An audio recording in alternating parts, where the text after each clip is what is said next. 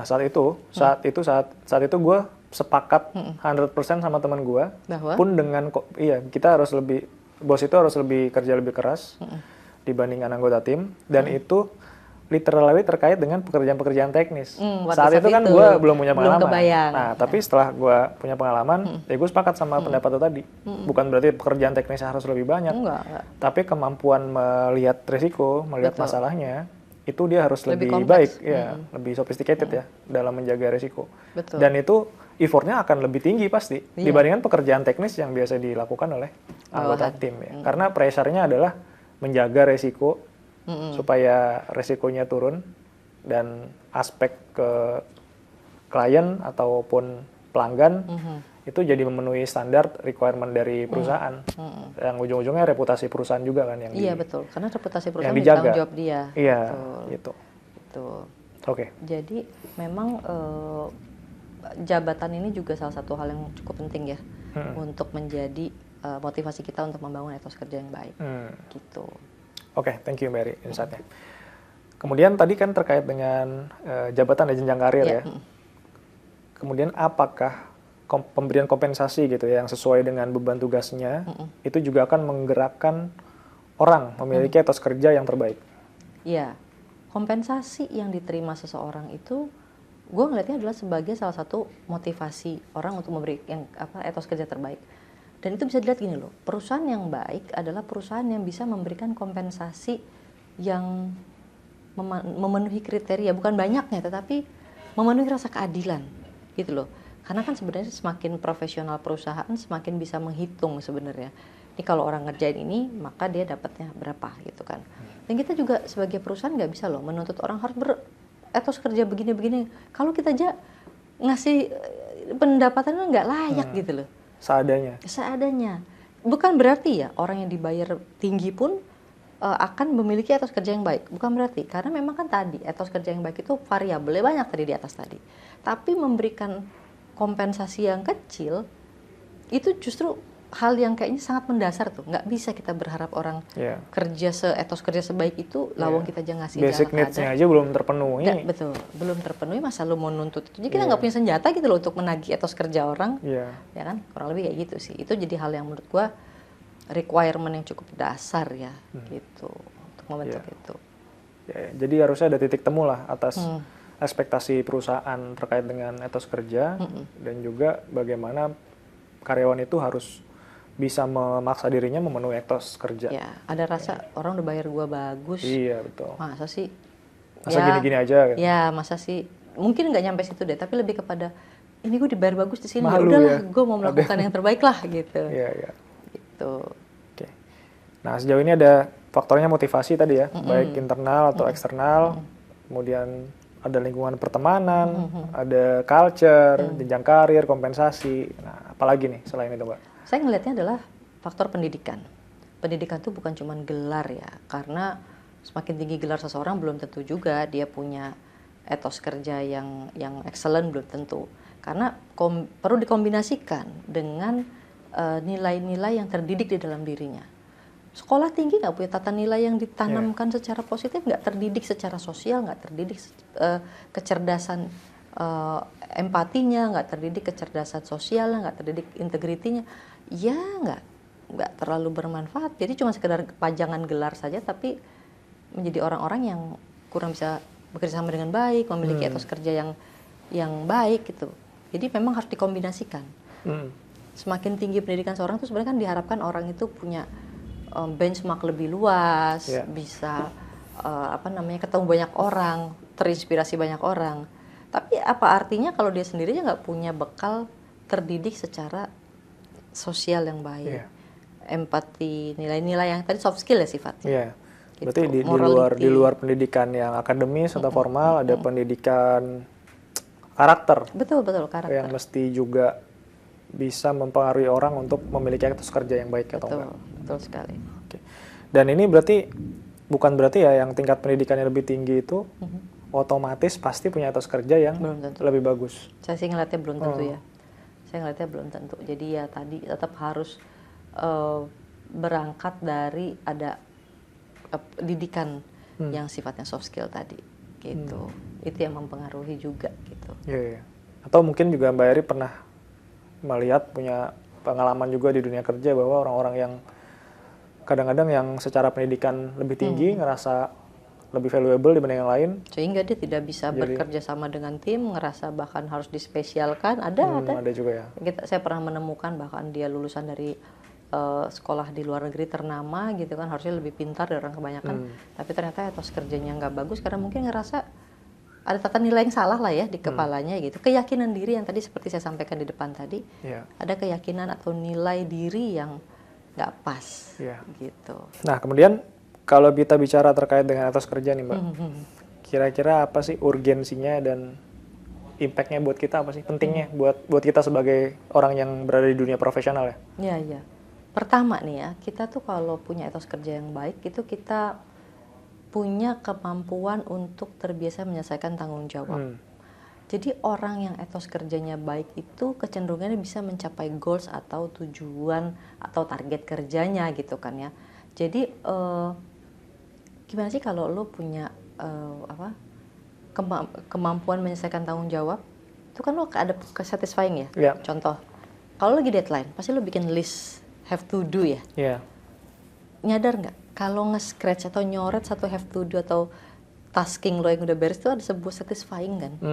Nah itu tuh hal yang tadi dia akan membuat lo tuh mampu menyelesaikan tanggung jawab karena tadi lo bisa nyoret itu tuh gitu. Tanggung jawab lo tadi tuh udah beres nih gitu. Karena tanggung jawab itu ketika lo kerjakan ya itu membuat lo juga lebih happy sih sebenarnya. Iya. Gue jadi inget ini juga nih. Ada kontennya Vicario ya. Di LinkedIn gue pernah lihat kalau kita ngerasa mampu bekerja dengan baik dan kita udah ngerasa cukup puas dengan hasil yang kita berikan tuh, kita bisa merasa berdaya dan kita akan jauh dari yang namanya burnout. Iya betul. Nah jadi burnout itu nggak cuman ngabisin waktu banyak. Nggak cuma ngabisin waktu banyak kebanyakan kerja gitu. Tapi kalau kita justru kerjaan yang itu aja, ngerasa nggak ngasih sesuatu nilai tambah, itu bisa burnout juga. Kalau itu ada risetnya tuh si Vicario dari gue lupa dari Gallup atau kalau nggak salah dari Gallup. Ada ya itu Gallup ya ngomong ya kayak gitu ya. Ya memang gue setuju bahwa gini loh, orang burnout itu bukan karena waktu yang di-spend itu banyak, tetapi karena dia ada ngerasa punya kepuasan gitu loh, bisa berdaya, bermanfaat, berimpact gitu loh. Jadi kalau tadi kan yang pertama gue ngelihatnya dia punya kemampuan untuk menyelesaikan tanggung jawabnya. Yang kedua dengan menyelesaikan tanggung jawab dia punya kepuasan nih, ya kan, kepuasan kerja. Sudah memberikan yang terbaik. Yang ketiga, ketika dia sudah bisa bertanggung jawab, bisa memberi yang terbaik, ada kepuasan kerja, dia ngerasa apa yang dia kerjain itu ada impact, ada daya. Dia makanya orang burnout tuh karena mengerjakan yang itu terus tanpa dia menyadari ini sebenarnya buat apa sih, gitu kan? Jadi nggak tahu jadi meaningless mungkin ya? Iya mungkin. Akhirnya tuh kayak orang yang lari di running wheels-nya si hamster tuh. Ini buat apaan sih? Impact-nya apa sih? Gitu kan. Jadi akhirnya ngerasa dia nggak punya manfaat aja. Gitu. Nah tadi kalau kita ngerasa punya manfaat, pekerjaan kita hasilnya baik, otomatis kan orang lain juga pasti akan ngerasain manfaat dari kerjaan kita ya Mbak. Gitu. Jadi itu hal yang membuat kita tuh ngerasa lu tuh punya tujuan hidup tuh nggak setiap hari. Ikigai. Ya kan? Ikigai lu tuh sebenarnya memberikan kebahagiaan gitu loh. Itu makanya, dan lu nggak bisa mencapai ikigai lah kalau lu nggak punya etos kerja yang baik lah. Ikigai itu kan sebenarnya di ikigai itu kan kita mau ngapain nih hari ini, manfaatnya apa makna kita apa, itu kita kejar kan. Kalau lu etos kerja yang nggak baik kan besok pagi ketika lu mau bangun ikigai lagi sebenarnya enggak lah gitu, males gitu loh. Nah kemudian kan kesimpulannya mungkin ini ya, ini tuh nggak semata-mata karena kita memang punya keyakinan yang baik, tapi ini dibentuk oleh ya lingkungan, kondisi culture dan segala macam. Artinya ini tuh bukan berarti merupakan bakat atau bawaan lahir semata-mata itu aja Mbak? Tentu enggak lah. Etos kerja tuh? Etos kerja itu bukan sifatnya nature, tapi nurture, gitu kan. Jadi siapapun sebenarnya bisa ngebangun etos kerja itu. Dan etos kerja yang positif itu bisa di-create sebenarnya gitu. Di-create tentunya masuknya melalui budaya dan kebiasaan. Kalau di Renal Kasali itu kan pernah ngomongin myelin ya, muscle memory. Jadi otaknya otot ya, itu yang mengatakan pola kebiasaan yang biasa dilakukan, biasa berulang dikerjakan, itu akan membangun sebuah kebiasaan otomatis ya, yang otomatis terjadi. Misal, lu dari kecil dibiasakan nggak boleh terlambat sekolah, atau dibiasakan sholat 5 waktu. Jadi kalau sholat 5 waktu berarti jam 5 azan tuh udah bangun. Kemudian dibiasakan langsung siap-siap untuk sekolah gitu misalnya. Jadi lu nggak pernah terlambat. Lu dibiasakan disiplin secara waktu. Akhirnya mungkin sampai lu dewasa, lu nggak perlu waker sih untuk bangun pagi. Bahkan lu udah kayak terbiasa, tubuh lu udah punya alarm, jam segini tuh emang harus bangun. Itu kalau misalnya ada lagi nih orang yang biasa bangun pagi untuk beraktivitas, sekalinya dia malas-malesan, malah sakit kepala. Ada. Itu tuh muscle memory dan udah ngerasa ini tidak sesuai dengan kebiasaannya gitu. Itu akan mempengaruhi gitu. Dan itu begitu juga etos kerja teman-teman. Ketika lu biasa bertanggung jawab, sekalinya lu mau mangkir tanggung jawab, lu nggak nyaman. Malah bisa jadi burn out gitu loh. Khawatir ya? Khawatir gitu. Karena ditolak sama si muscle memory. Ini bukan kebiasaan kamu gitu. Ini bukan settingannya gitu. Jadi itu bisa dinyatakan bahwa itu nggak terlahir begitu, tapi terbentuk gitu. Kalau lu ada contoh pengalaman lo yang myelin yang udah kebentuk dari dulu yang jadi etos kerja sampai sekarang? Jadi etos kerja sekarang itu adalah kan biasa untuk kan gue sekolah hukum ya. Sekolah hukum itu kan kalau nulis itu tata bahasa itu kan nggak boleh jelek, tanda baca, huruf besar kecil, konteks gitu tuh. Terus bagaimana tertata itu kan memang jadi dipus ya bertahun-tahun untuk menghasilkan segitu bagusnya. Ini sekarang tuh juga detail rewel. Ini gue bisa ngeliat gitu loh. Ini salah.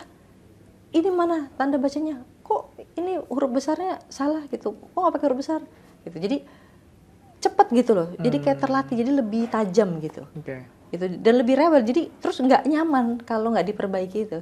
Gue mau memperbaiki itu karena gue kayak ngerasa udah jadi sebuah etos kebiasaan bahwa menghasilkan report yang sebagus itu gitu. Ada pengaruh ini superordinat juga?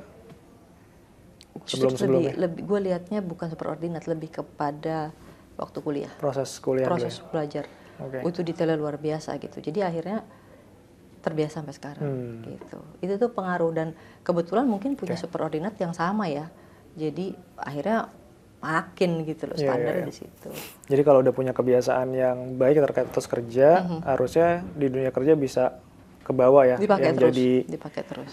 Udah tersimpan di dalam muscle memory tadi. Jadi kayaknya nggak enak gitu. Cepet banget gitu si muscle memory tuh nerima ini nggak bagus nih terus kita misalnya udahlah masa bodoh udah refleks aja kayaknya ya. Iya refleks ketika kita masa bodohin nggak bisa kita kayak sebentar lah gitu ubah gitu. Iya. Gitu itu kebiasaan kali ya.